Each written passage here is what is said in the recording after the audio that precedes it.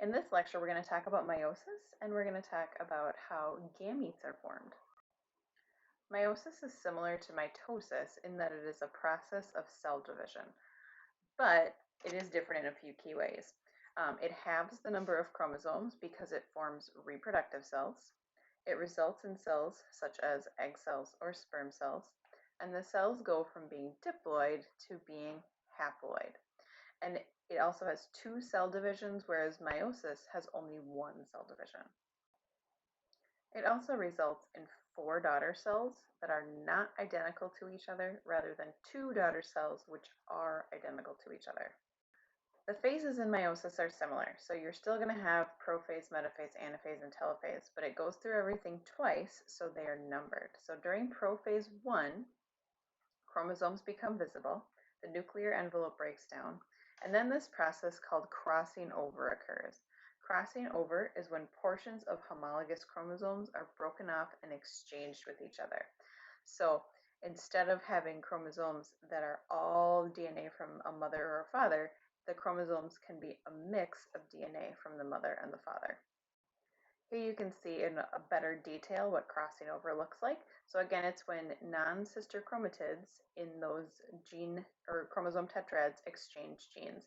So they literally cross over, which you can see right here.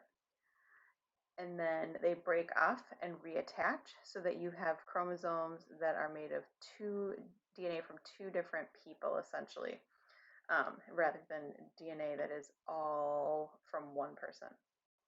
Next, during metaphase 1, the chromosomes line up on the equator, but they line up double file. So you can see that instead of having one line of chromosomes, you have 2 lines of chromosomes. And so those 2 lines of chromosomes are unique to metaphase 1. During anaphase 1, the centromere does not break. The entire chromosome is pulled to the opposite side, and then it will be prepared to divide later during meiosis 2. Telophase 1 and cytokinesis are very similar to telophase from mitosis. The cell pinches off, a nuclear membrane reforms, and you have 2 daughter cells in this phase. Next, we'll move on to prophase 2. So now we have a new spindle that forms. Remember, that's what happens with those centrioles. And the nuclear membrane is going to break down, and the chromosomes will be visible. During metaphase 2, it looks very similar to metaphase that you remember from mitosis. The chromosomes line up single file along the equator. And then during anaphase 2, this is where the centromere divides and the chromatids move to opposite poles. So now you can see it's a single chromatid getting pulled to opposite ends rather than whole chromosomes. Then during telophase 2 and cytokinesis, again, the nuclear membrane reforms, the cell pinches off, but here we have 4 cells as a result. They are haploid, and these are gametes or reproductive cells. So these are cells that will either be sperm cells in males or egg cells in females.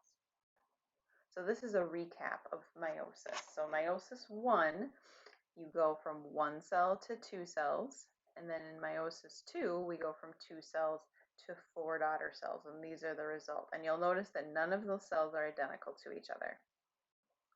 One thing that happens during meiosis is something called independent assortment. And this is just the random distribution of homologous chromosomes during gamete formation. So homologous chromosomes, remember those are the ones that have the same information, but they're from each of your parents.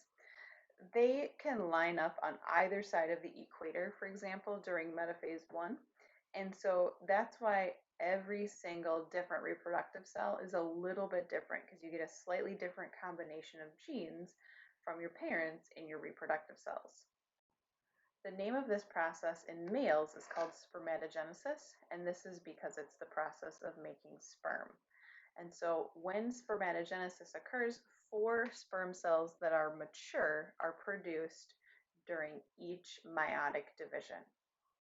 That's different in females. The process of making eggs is called oogenesis, and this is where we make 1 egg and 3 cells called polar bodies.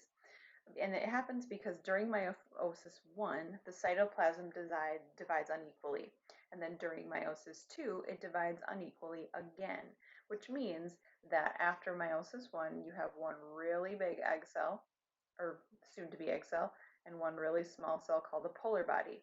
And then those divide again, and you get again one really big cell, but then this one divides to make a polar body, and this polar body divides to make two more polar bodies.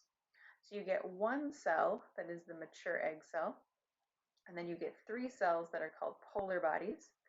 And those polar bodies are not going to become egg cells, they just are reabsorbed by the body and die. And then the egg cell is the one that is ovulated.